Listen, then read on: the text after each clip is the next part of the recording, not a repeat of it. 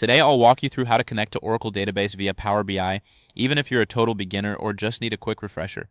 By the end of this guide, you'll know exactly how to establish that connection so you can start visualizing your data effectively.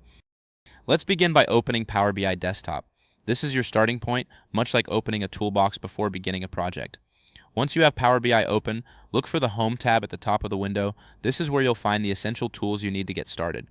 Next, click on the Get Data option. This is similar to opening a drawer in that toolbox to find the right tool for your task. A drop-down menu will appear, and from there you'll want to select More. This option allows you to explore additional data sources that Power BI can connect to.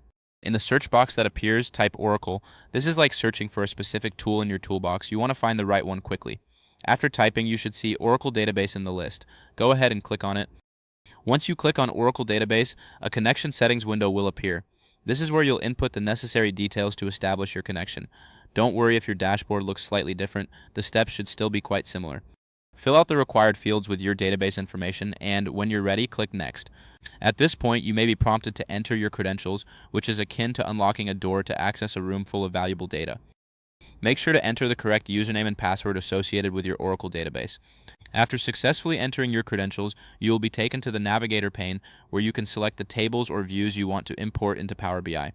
This is the moment where you can choose the specific data you want to work with, similar to selecting the right pieces for your project. Finally, once you've made your selections, click Load to bring the data into Power BI. Congratulations! You have now connected to Oracle Database via Power BI, and you're ready to start analyzing your data. If this helped you out, please give the video a thumbs up.